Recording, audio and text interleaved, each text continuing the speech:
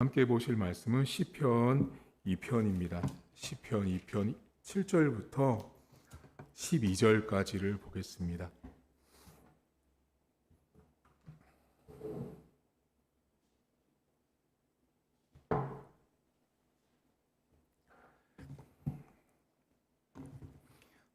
이 편 7절입니다. 내가 여호와의 명령을 전하노라. 여호와께서 내게 이르시되 너는 내 아들이라. 오늘 내가 너를 낳았도다.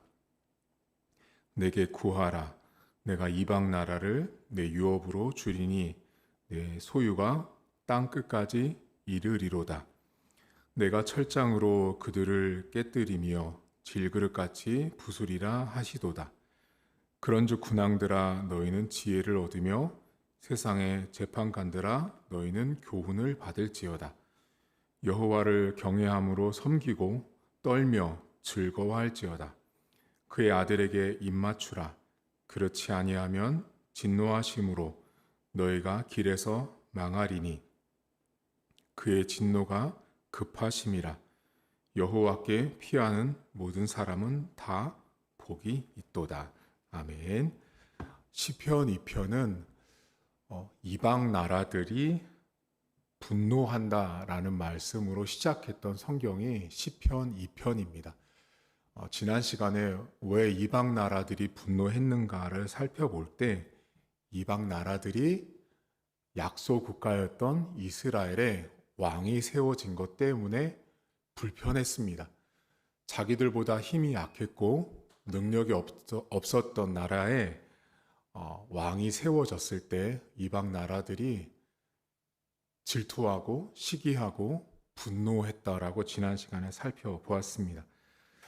오늘은 이어서 하나님께서 그 이방 나라들을 비롯해서 새롭게 세워진 나라 그리고 거기에 있었던 왕을 향해서 명령을 내리시는데요. 오늘 7절에 보시면 여호와께서 명령을 하시기를 여러분들이 잘 아시는 너는 내 아들이고 오늘 내가 너를 낳았다라는 표현이 등장을 합니다. 언뜻 보시면 이 본문을 1절이랑 연결해서 안 보시면 왜 갑자기 아들이 나오고 너를 낳았다라는 표현이 등장할까 좀 궁금하실 텐데요. 여기 본문에 아들과 낳았다라는 표현은 새로운 나라가 세워지고 왕이 세워졌을 때 쓰는 표현입니다. 우리로 치면 어떤 관용구나 수거처럼 생각을 하시면 이해하기가 편하신데요.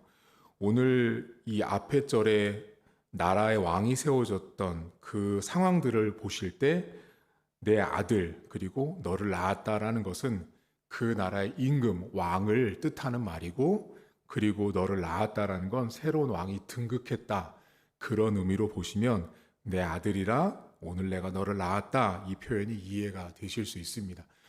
이 표현은 사실은 여러분들이 잘 아시는 다윗 언약, 여러분들이 들어보셨던 다윗 언약과 연결된 하나님께서 다윗을 통해서 왕권을 세워 가실 때 쓰였던 그 모습들이 고스란히 이제 시편에 등장하고 있는데요. 이 본문 다음 절 8절에 보시면 이 8절은 2장 1절에 나왔던 이방 나라들, 쉽게 말하면 분노했던 이방 나라들이 가장 불편해했을 성경 구절입니다. 내게 구하라. 이게 누구한테 하는 말이냐면 앞에 있는 아들, 낳은 새 왕, 그 사람에게 구하래요. 하나님께. 그러면 이방 나라를 유업으로 주고 내 소유가 땅끝까지 이르는데 그 소유의 땅끝은 9절. 철장으로 그들을 깨뜨리고 질그릇처럼 부셔버린다라는 말을 합니다. 쉽게 말하면 새롭게 등극한 그 왕에게 하나님이 어떻게 놀랍게 축복할지를 알려주시는데 그 축복이 뭐였냐면 그렇게 깔보고 우습게 봤던 이방 나라들을 하나님께서 질그릇같이 부셔버린다라고 말씀을 합니다. 근데 여러분 특별히 우리가 8절에서 주목해야 되는 게 뭐냐면 내게 구하라라는 말입니다. 이 본문은 사실은 새로운 왕이 등극을 했잖아요. 그러면 새로운 왕이 등극했을 때는 그 왕이 어떤 군사력이나 또는 마병 또는 군량미 이런 것들을 통해서 군사력이나 정치력이 어떤 그런 힘들을 과시할 수 있는데, 이 성경에서 하나님께서 새롭게 등극한 아들 같은 왕, 그리고 새롭게 낳은 그 나라 왕을 향해서 하나님께 기도하라고 말합니다. 보통 사람들이 여러분 왕이 되거나 지도자가 되면 눈에 보이는 것들로 가시적인 힘을 자랑하려고 하는데, 하나님께서 세워주신 왕, 이방 나라들이 분노했었을 이스라엘, 그렇게 얕잡아 보고 힘없고 깔보았던 그 나라들을 향해서 하나님이 뭐라고 말씀하시냐면 너는 내게 구하라 였습니다. 하나님께 기도하면 내가 너에게 모든 너를 무시하고 얕잡아 봤던 나라들을 이길 수 있는 힘을, 능력을, 또 도움을 하나님이 주신다라는 말씀을 하시기 위해서 하나님께 구하라고 말합니다. 여러분, 우리가 어떤 새로운 일들을 출발하고 새로운 일들을 만들어 갈 때 이 왕을 한번 잠시만 생각을 해보시면, 이 왕은 어쩌면 하나님 아버지 앞에 많은 포부가 있었을지 몰라요. 그런데 하나님께서 그에게 원했던 것은 단 하나였습니다. 기도하라는 것이었습니다. 새롭게 출발한 시점에 있는 새 왕에게 하나님이 요청한 것은 기도하라는 것이었습니다. 구하라였습니다.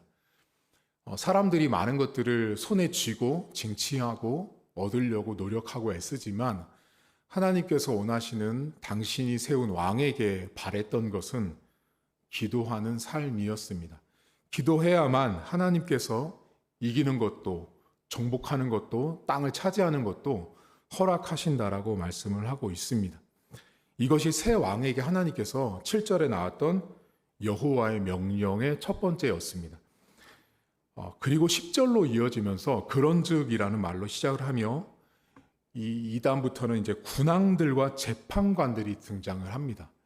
여러분 10절을 보시면 군왕들아 너희는 지혜를 얻고 세상의 재판관들아 너희는 교훈을 받으라는 말씀을 합니다. 이 본문은 잘 구별해서 보셔야 되는데요. 왕들은 지혜를 얻어야 되고요. 재판하는 사람은 교훈을 받아야 합니다. 자, 왕들에게 지혜, 여기 본문의 지혜라는 히브리어 샤칼은 원뜻은 통찰력을 갖다라는 뜻이에요. 그런데 이 통찰력을 갖다라는 뜻이 나오게 된 출발이 뭐냐면 나무 막대기를 십자로 교차하다라는 뜻이에요. 그러니까 여러분들이 알고 있는 우리가 아는 그 십자가 말고요. 십자가 말고 길에 나가면 십자형 이렇게 생긴 거 있죠. 이렇게 사방 동서남북으로 돼 있는 그 십자 모양으로 막대기를 교차해서 놓다라는 뜻이에요. 자, 그러면 왕에게 십자형 교차로가 왜 필요할까요? 하나님이 그냥 지혜라는 말을 쓴 게 아니고요. 히브리어 성경에는 지혜라는 말이 아주 많이 쓰여요. 단어가 많아요. 근데 여기 본문에는 샤칼이라는 말은 나무 막대기를 네 방향으로 교차해서 놓다라는 뜻이에요. 이것은 왕은 한쪽 방향만 보지 말라라는 뜻입니다. 네 방향을 전부 다 볼 수 있는 것이 왕이고 지도자입니다. 지도자는 그것이 뭐 나라의 왕이든 우리로 치면 교회 목사님이든 모든 지도자들은 양쪽 모든 전후 사방을 다 볼 수 있는 사람이어야 한다라는 것입니다. 오늘 성경에 군왕들아 지혜를 얻으라고 말합니다. 우리 모두는 어느 공동체 안에서 어느 곳 안에서는 지도자의 역할을 할 때 절대로 한쪽 면만 보면 위험합니다. 모든 면을 볼 수 있는 사람이 지혜입니다. 성경이 말하는 지혜라 함은 A도 보고 B도 보고 1도 보고 2도 볼 수 있는 사람, 모든 면을 볼 수 있는 사람이 지혜로운 사람입니다. 하나만 보잖아요. 그러면 그 사람은 지혜롭지 못합니다. 왕에게 필요한 건 여러분 지혜입니다. 왜냐하면 왕에게 오는 수많은 관료들이나 수많은 사람들 처리해야 되는 안건들이 어찌 1번만 가지고 문제를 풀 수 있겠습니까? 2번도 필요하고 3번도 필요한 사람이 왕이기 때문에 왕은 1번부터 수많은 방향들을 가지고 있어야 돼요. 이때 우리가 기억할 게 있어요, 여러분. 왕이 지혜를 갖는다라는 건 모든 방향을 다 볼 줄 안다라는 말은 뒤집으면 왕이 2번을 보고 그 일을 처리했을 때 3번을 생각한 사람은 맞지 않을 수 있다라는 거죠. 그러니까 왕이라는 사람이 갖는 지혜는 모든 면을 다 봐야 하지만 모든 면을 다 본다라고 했을 때 그것이 다 모든 사람을 만족하지 못합니다. 모든 면을 다 보지만 왕이 2번을 선택했을 때 1번을 선택한 사람, 3번을 선택한 사람은 불만족스러울 수 있거든요. 하지만 하나님이 원하는 지혜란 바로 그겁니다. 일단 왕은 다 볼되 다 본 것 중에 왕이 선택할 수 있는 것을 2번이라고 딱 지목할 수 있는 사람, 그것이 왕이 갖고 있는 지혜였습니다. 두 번째, 여기 보면 재판관들이 나오거든요. 이 재판관들에게는 뭐라고 말하냐면 똑같이 지혜를 얻으라고 말하면 좋을 것 같은데 재판하는 사람들, 우리로 치면 판사들 있죠. 판사들. 이런 사람들에게는 교훈을 받으라고 말합니다. 자, 교훈을 받는다라는 말은 히브리어 뜻이 뭐냐면 스스로 교정하다라는 뜻입니다. 원뜻이. 이 본문에 교훈을 받는다라는 말은 스스로 교정하는 거예요. 그러면 하나님께서 성경을 기록할 때 정말 세밀하다는 걸 알 수 있습니다. 왜냐하면 이 본문에 재판하는 사람들은 다른 사람들을 교정해주고 수정해주는 사람의 위치에 있는 사람이 재판관이에요. 바꿔 말하면 재판관은 스스로 교정할 수 있는 사람이 아닌 거죠. 그런데 하나님이 뭐라 그래요? 재판관들이 해야 될 가장 첫 번째 일이 뭐냐? 스스로 자기를 먼저 교정하라고 말합니다. 여러분, 우리가 신앙생활을 하면서요, 우리 모두는 순간순간마다 재판관처럼 살아갑니다. 어떤 일을 판단하거든요. 어떤 일을 결정할 때 가장 먼저 해야 되는 일이 뭐냐면 다른 것들을 판단하기보다 나 스스로를 먼저 교정하는 것이 선행되어야 한다는 것입니다. 그런데 제가 이렇게 보면 제일 어렵습니다. 여러분들 여러분 스스로를 교정하기가 쉬우세요? 절대 나를 스스로가 교정한다라는 것처럼 어려운 것이 없습니다. 여러분, 우리가 스스로를 교정하지 못하니까 척추가 삐뚤어진 사람은 정형외과를 가야 되는 거예요. 눈이 안 좋은 사람은 안과를 가야 되는 것처럼 우리 스스로는 나의 문제점과 어려움들, 아픔들을 교정할 수 없는 거죠. 근데 하나님은 오늘 재판관들에게 뭐래요? 스스로 교정하래요. 참 어려운 숙제지만 해야 되는 일인 거죠. 재판관들에게 있어서.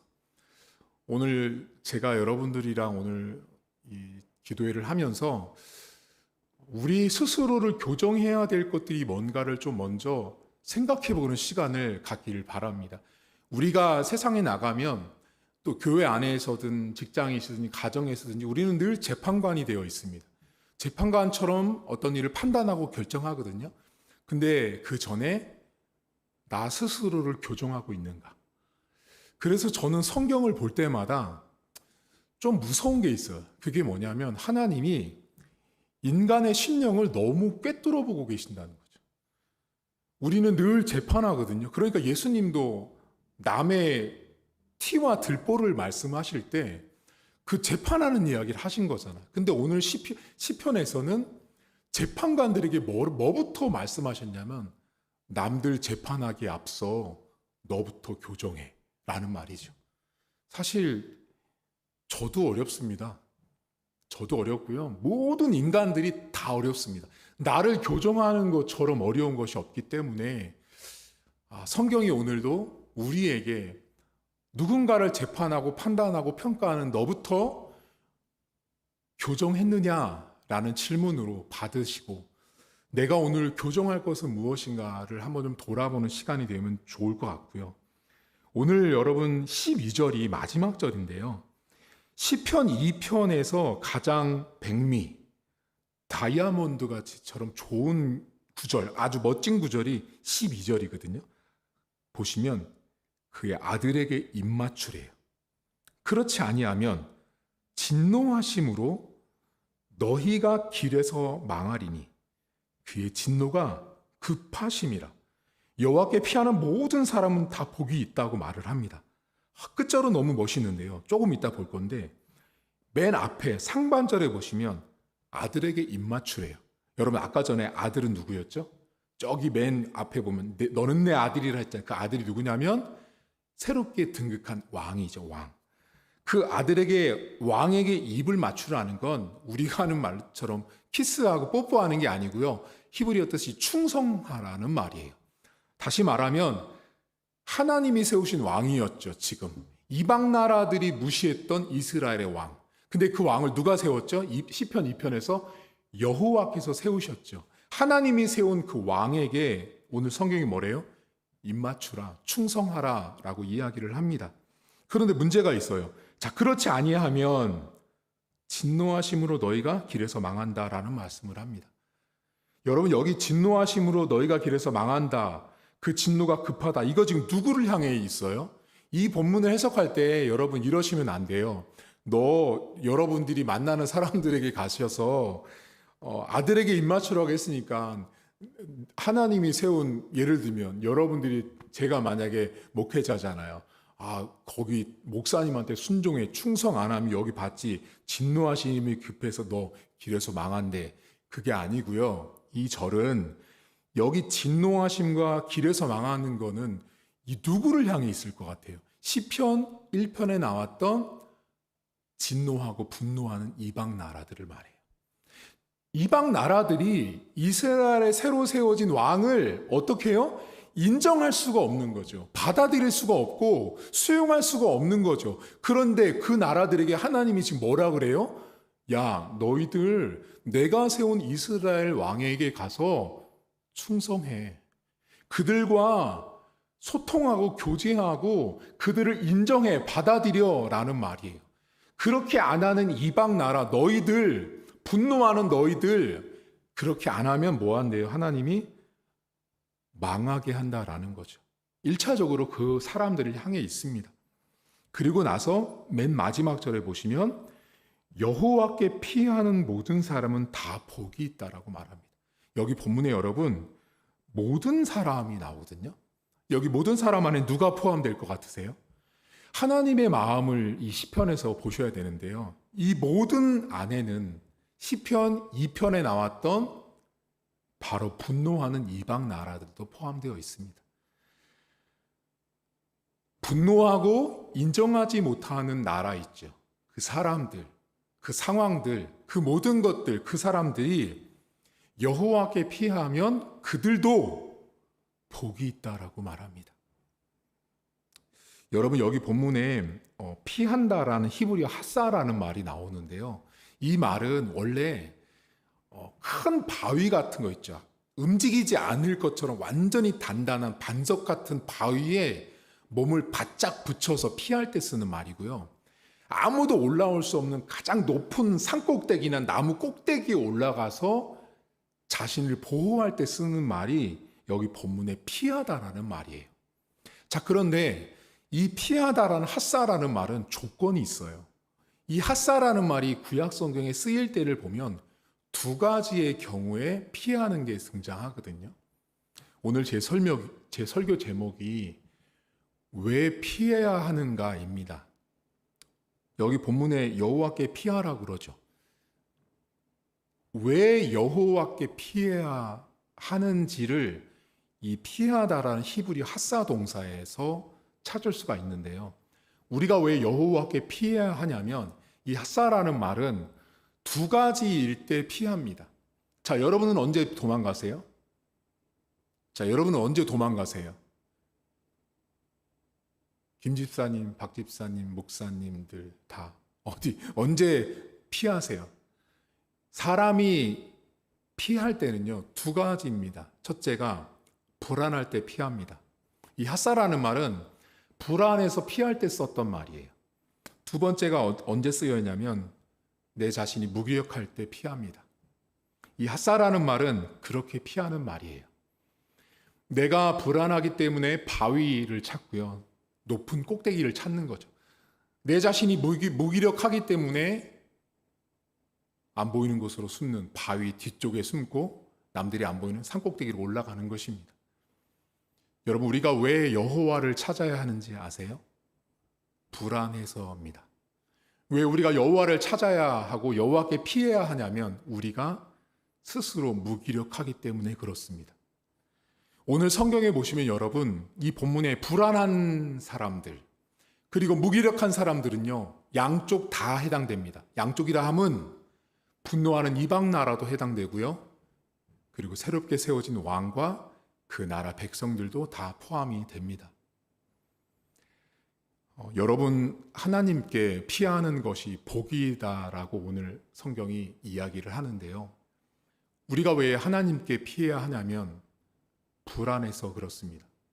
여기 불안하지 않은 분 계신가요? 아무도 없습니다. 다 불안합니다. 불안하기 때문에 우리가 피해야 되는 가장 1차적인 대상이 하나님이어야 한다는 거죠. 하나님께 피할 때만 그 불안함들이 사라지는 거죠. 다른 데로 피하는 순간 그때는 피한 것 같지만 불안이 없어진 것 같지만 다시 그 장소에서 벗어나잖아요. 또 불안이 찾아옵니다. 왜? 하나님께 피하지 않았기 때문에 그렇습니다.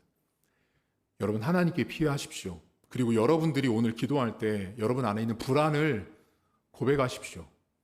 여러분 안에 있는 불안들이 있거든요. 그 불안들의 대부분들은 뭐냐면 내 안에 있는 어쩌면 욕심일 수 있고요, 기대일 수 있고요, 내 안에 나만이 갖고 있는 성격이나 기질이나 어떤 목적 때문에 내 안에 불안들이 찾아올 수 있습니다. 그 불안들이 뭔지를 좀 발견하셔서 기도하시고요. 두 번째는 스스로의 무기력함입니다. 저도 무기력하고요, 여러분들도 무기력합니다. 그 무기력함을 가지고 있기 때문에 우리는 여호와 하나님께 피해야 합니다. 여기 무기력하지 않은 분이 누가 있나요? 다 무기력합니다. 스스로는 그 어떤 것도 해낼 수 없는 사람들이 저와 여러분들의 인생이라는 것입니다. 오늘도 여러분들이 기도하시면서 여러분들의 무기력함들을 좀 보셨으면 좋겠어요. 여기 잘난 사람 아무도 없고요, 하나님 아버지 앞에 섰을 때는 다 하나님 능력이 없습니다. 제가 가진 것도 없고 아무것도 할 줄 모르는 무기력한 사람이기 때문에 저는 하나님께 피할 수밖에 없는 존재입니다를 고백하십시오. 오늘 시편 2편은 지난 시간에 의해서 오늘로 이제 마무리가 되지만 여호와께 피하는 모든 사람은 복이 있다라고 말할 때 그 모든 안에 분노했던 이방 나라, 하나님을 섬기지 않았던 그들도 여호와께 피하면 복이 있다라고 말합니다. 그리고 새롭게 시작된 새 왕, 새 공동체, 새로운 그 무엇, 여호와께 피할 때만이 복이 있다라고 말합니다. 사랑하는 성도들 삶에 있는 불안과 무기력함을 오늘 우리가 철야기도 시간 가운데 고백하시면서 내가 하나님 앞에 피하는 것이 복이구나. 여러분들 혹시라도 제가 미리 말씀을 드리면 여러분들이 우리 교회를 와서 복 받은 게 아니에요. 여러분들이 저나 우리 진 목사님이나 이런 목회자를 만나서 복이 아니에요. 여러분들 스스로가 여호와께 피했기 때문에 복인 거죠. 그거부터가 인정이 되셔야 되는 거예요. 내가 여호와께 피한 존재라는 것이 가장 먼저 복의 출발이지. 내가 어떤 교회를 다녀, 우리 목사님은 이런 분야, 우리 남편은 이런 사람이야, 내 자녀는 이런 학교를 나왔고 이런 직장을 다녀, 그래서 나는 복 있어가 아니라는 거죠. 하나님의 백성에게 있어서 가장 큰 복은 하나님께 피한 자입니다. 그 피했다라는 말은 반드시 여러분이 갖고 있는 불안을 하나님 앞에 말할 수 있는 사람이어야 하는 거죠. 내가 분명히 불안하거든요. 내가 분명히 능력이 안 되고 내가 분명히 무기력함에도 불구하고 그것을 하나님 앞에 말하지 못하고 고백하지 못하는 사람, 그 사람은 절대 복 있는 사람이 아닙니다. 그 사람은 여호와께 피한 적이 없는 것이죠. 내 안에 불안이 있다. 내 안에 여전히 무기력함을 알면서도 하나님께 피하고 있지 않다. 그 사람은 복이라고 말할 수 없습니다. 여러분들이 지금 이 자리에 앉아 있어서 복이 아닙니다. 여러분들이 지금 누구를 만났기 때문에, 내가 어떤 삶을 살았기 때문에, 얼마나 소유했기 때문에, 사회적으로 어떤 위치에 있기 때문에 내가 복이 아니라 내 안에 있는 불안들을 하나님 앞에 고백하지 못하고 내 안에 있는 부족함과 무기력함을 하나님 앞에 맡기지 못하는, 피하지 못하는 삶이 복되지 못한 것입니다. 오늘 이 철야 시간에 기도하시면서 내가 진짜 복 있는 사람인지, 내가 정말 복 있는 사람처럼 가장된 사람은 아닌지 돌아보시면서 하나님, 제가 하나님 아버지 앞에 피하기를 원합니다. 이런 불안한 마음들, 이런 무기력한 마음들을 고백하시면서 주께서 주시는 복된 은혜들을 누릴 수 있기를 주의 이름으로 축복합니다. 하나님 아버지 감사합니다. 이방 나라들은 분노했습니다.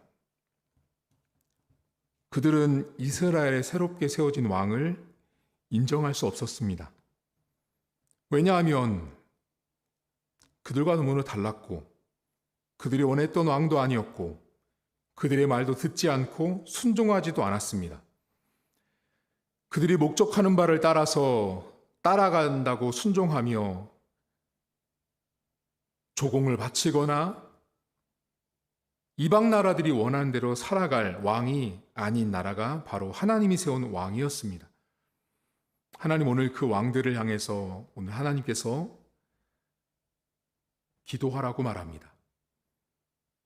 열방을 하나님께서 주신다고 약속할 때는 기도하는 사람에게 하나님께서 이방 나라를 주시고 그렇게 나를 얕잡아보고 깔보던, 나를 무시하던, 나를 인정하지 않던, 받아들이지 않던 그 세력, 그 대상, 그 상황, 그 조건, 그것들을 하나님께서 질그릇처럼 부셔버린다라고 말씀합니다. 하나님 아버지, 우리가 세상에 있는 수많은 거대한 위세 앞에, 힘 앞에 그들을 이길 수 없습니다. 우리가 주님 앞에 구해야 되는 이유가 여기에 있습니다. 내 힘으로 그 무엇도 이길 수 없습니다. 하나님 앞에 기도를 통해서 세상을 이기게 하시는 힘을 얻을 수 있도록 우리 성도들을 축복해 주시고, 하나님 더불어서 왕에게는 지혜가 필요합니다. 재판하는 사람에게는 교훈을 받을 자세가 필요합니다. 하나님 아버지, 한쪽만 볼 줄 아는 사람은 가장 어리석은 사람입니다. 우리가 신앙생활을 하면서 하나님의 말씀을 읽고 하나님의 말씀을 배워가면서 하나만 보고 하나만 본 것으로 인해서 모든 것들이 1부터 10번까지가 결론 내려지는 사람들이 있습니다. 그런 단체가 있고 사회가 있습니다. 하나님, 세상은 그렇게 운영되지 않습니다. 교회 공동체 안에는 목회자가 있습니다. 목회자는 A라는 결정을 하게 되면 B를 결정한, C를 결정한, D를 결정한 성도들과 충돌할 수 있고 다를 수 있습니다. 하지만 목회자가 보았을 때 A라는 판단이 맞다면 그 교회는 A라는 판단을 존중해야 합니다. 하나님 아버지, 오늘 우리에게 그러한 겸손과 지혜를 주시고 내 스스로를 먼저 교정할 수 있는 은혜를 주시길 원합니다. 우리는 쉽게 누군가를 판단합니다. 이래서 안 되고 저래서 안 되고 이렇게 해서 저렇게 했기 때문에 판단합니다. 판단하기에 앞서서 나를 먼저 교정했는가라고 오늘 성경은 우리에게 말씀합니다. 나도 먼저 교정하지 못한 사람이, 나도 먼저 교정하지 못한 교회가 누구를 향해서 질타하고 누구를 향해서 책망을 하겠습니까? 하나님 아버지, 나도 먼저 고치지 못한 사람이 누군가를 고친다고 말하는 것이 어불성설입니다.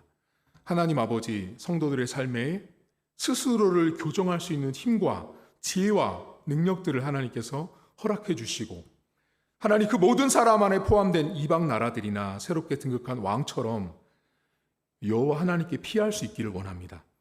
우리 안에 있는 불안함들, 우리 안에 있는 무기력함들을 하나님 앞에 고백하게 하시고 하나님 앞에 피하는 것이 가장 큰 복 있는 사람이란 사실을 인정할 수 있도록 하나님 도와주시길 원합니다. 하나님 앞에 우리의 불안도 말하지 못하면서 나의 무기력함도 말하지 못하면서 나는 복 있는 자다라고 말하는 것은 가식이고 외식입니다. 내가 단지 성경책을 끼고 주일날 교회를 오고 예배 자리에 와 있는 것 자체가 복이 아닌 것입니다.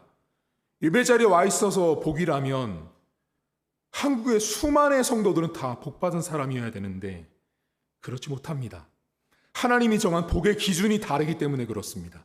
하나님이 정한 복의 기준은 우리의 심령 가운데 있는 불안함들, 우리의 내면 세계들, 우리 안에 있는 죄악들, 악들을 우리가 못하는 것들을 하나님 앞에 고백하는 사람들, 하나님께 나오는 사람들이 복이 있다라고 말합니다. 오늘도 우리 성도들의 심령 가운데 있는 불안들, 무기력함을 기도의 시간에 고백할 때 하나님 들어주시고 응답하시는 주를 만나볼 수 있도록 은혜를 베풀어 주옵소서. 이제는 우리 주님 예수 그리스도의 은혜와 하나님 아버지의 살아계심과 성령의 위로교통 충만하심의 역사가 오늘도 하나님께 피하는 것이 무엇인지를 알고 내가 왜 하나님께 피해야 하는지를 알고 그것이 내 안에 있는 불안이요 그것이 내 안에 있는 무기력함이란 사실을 고백하며 하나님을 찾고 하나님께 기도하며 하나님께 교훈받고 하나님께 다시 한번 교정받기를 원하는 사랑하는 성도들 머리머리 위에 이제부터 영원토록 함께 있을지어다. 아멘.